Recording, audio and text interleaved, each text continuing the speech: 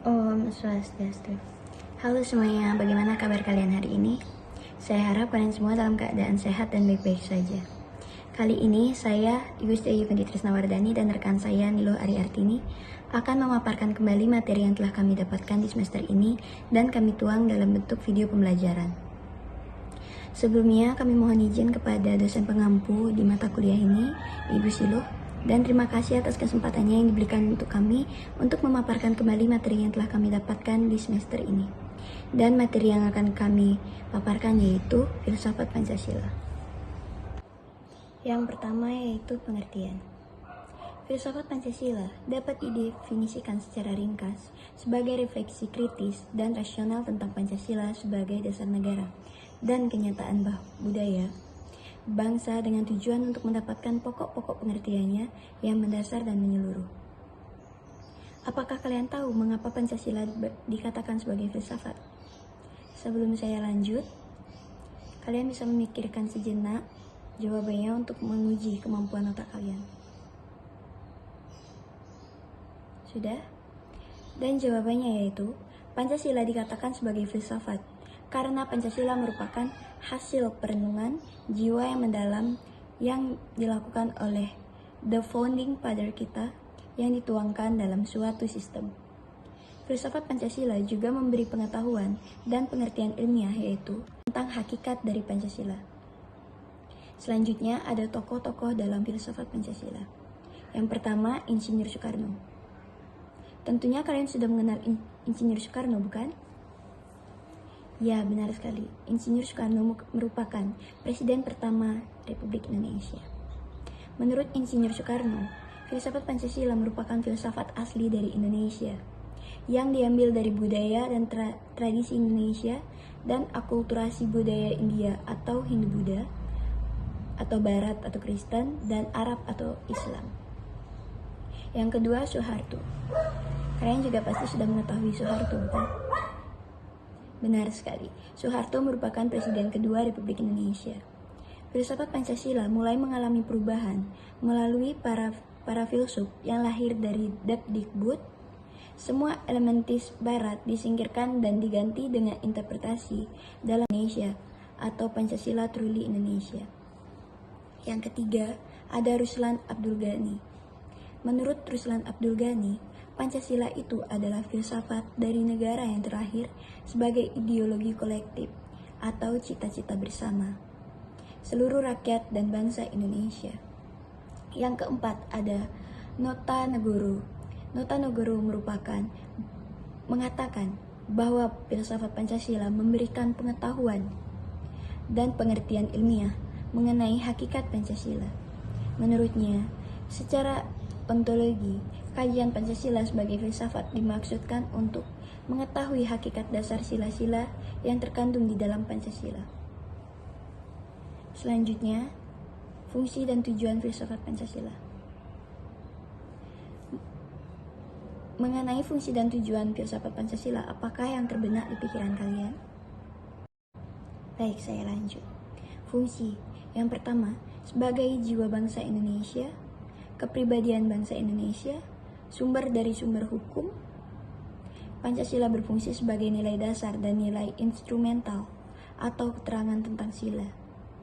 Pancasila sebagai pandangan hidup bangsa Indonesia.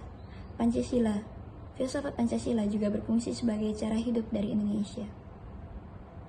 Menjadi falsafah hidup, Pancasila juga dianggap sebagai nilai yang bijaksana, paling adil, dan paling tepat menyatukan seluruh rakyat Indonesia. Sebagai dasar negara, memberi hakikat kehidupan bernegara, memberi substansi tentang hakikat negara, ide negara, dan tujuan bernegara, menjadi perangkat ilmu kenegaraan. Selanjutnya, tujuan dari filsafat Pancasila. Adapun tujuan dari filsafat pendidikan Pancasila yaitu sebagai berikut. Untuk menciptakan bangsa yang religius dan patuh kepada Tuhan Yang Maha Esa. Menjadi bangsa yang menjaga keadilan baik secara sosial maupun ekonomi. Untuk menjadi bangsa yang menghormati hak asasi manusia, untuk dapat berada dalam kaitannya HAM atau hak asasi manusia dengan Pancasila sebagai dasar negara kita. Untuk menciptakan sebuah bangsa yang menjunjung tinggi demokrasi, menjadi negara nasionalis dan cinta tanah air Indonesia. Selanjutnya ada keunggulan dan kekurangan yang akan dilanjutkan oleh rekan saya yaitu Ari Artini. Halo semuanya, perkenalkan nama saya Nilo Hari Artini dan di sini saya akan melanjutkan materi mengenai filsafat pendidikan Pancasila. Nah, selanjutnya yaitu tentang keunggulan dan kekurangan filsafat pendidikan Pancasila. Yang pertama yaitu keunggulan. Keunggulan dari filsafat Pancasila ini adalah yang pertama, bersifat terbuka. Filsafat pendidikan Pancasila memberikan kebebasan kepada seluruh rakyat, baik dalam berpolitik maupun beragama. Keunggulan yang kedua yaitu filsafat Pancasila membela rakyat. Jadi, seluruh komponen di dalam rakyat saling memiliki keterikatan. Dan yang ketiga, filsafat Pancasila sangat menjunjung tinggi HAM atau hak asasi manusia. Baik, selanjutnya yaitu tentang kekurangan filsafat Pancasila. Jika kita melihat filsafat Pancasila, sangat sulit untuk mencari kekurangannya. Mengapa demikian? Itu dikarenakan Pancasila mengambil segala hal-hal positif dalam segala hal. Jadi, segala nilai-nilai Pancasila atau seluruh nilai Pancasila merupakan gabungan dari hal-hal positif yang ada di dalam segala hal. Namun, jika kita melihat dari sisi lain, pengamalan masyarakat tentang nilai-nilai Pancasila ini sekarang sudah salah kaprah.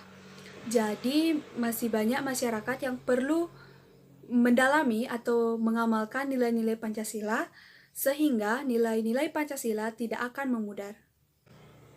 Baik, jadi kesimpulannya segala hal pasti memiliki kekurangan dan kelebihan, termasuk juga filsafat pendidikan Pancasila. Nah, filsafat pendidikan Pancasila ini akan memiliki kelebihan atau keunggulan jika kita mampu mengamalkannya dengan baik. Dan sebaliknya, dia akan memiliki kekurangan jika kita tidak mampu mengamalkannya dengan baik. Baik semuanya, kita akan lanjutkan ke materi selanjutnya yaitu implementasi filsafat Pancasila dalam pendidikan. Seperti yang kita ketahui, Pancasila sebagai suatu sistem filsafat bagi bangsa Indonesia merupakan dasar dari segala aspek kehidupan bangsa Indonesia, salah satunya yaitu dalam pendidikan. Menurut Undang-Undang Nomor 12 Tahun 2012, Pasal 1 mengenai pendidikan tinggi disebutkan bahwa pendidikan merupakan suatu usaha sadar atau terencana untuk mewujudkan suasana belajar dan proses pembelajaran agar peserta didik mampu secara aktif mengembangkan potensi dirinya sehingga memiliki ketentuan spiritual, keagamaan, pengendalian diri, kepribadian, akhlak mulia, kecerdasan, serta keterampilan yang akan membantu dirinya, masyarakat, bangsa, dan negara. Nah, apa maksud dari pernyataan dalam undang-undang tersebut? Maksudnya adalah pendidikan yang ada di Indonesia bertujuan untuk mengembangkan potensi diri peserta didik sehingga akan terbentuklah karakter peserta didik yang baik. Selain itu, filsafat pendidikan di Indonesia itu bersumber dan berakar dari nilai-nilai budaya yang terkandung dalam Pancasila. Pancasila sebagai pandangan hidup bangsa yang artinya Pancasila menjiwai seluruh bangsa Indonesia dalam kehidupan sehari-hari. Oleh karena itu, sangatlah wajar apabila filsafat Pancasila ini digunakan sebagai sistem pendidikan nasional Indonesia. Karena filsafat pendidikan Pancasila merupakan aspek rohaniah atau spiritual di mana tiada sistem pendidikan nasional tanpa adanya filsafat pendidikan.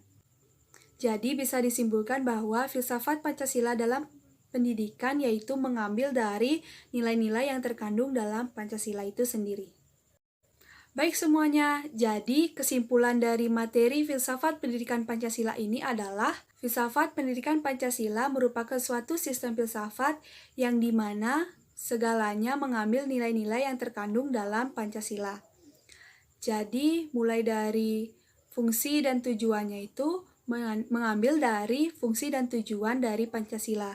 Dan tidak akan ada sistem pendidikan nasional tanpa adanya filsafat Pancasila. Baik, demikianlah pemaparan materi kembali dengan materi filsafat Pancasila.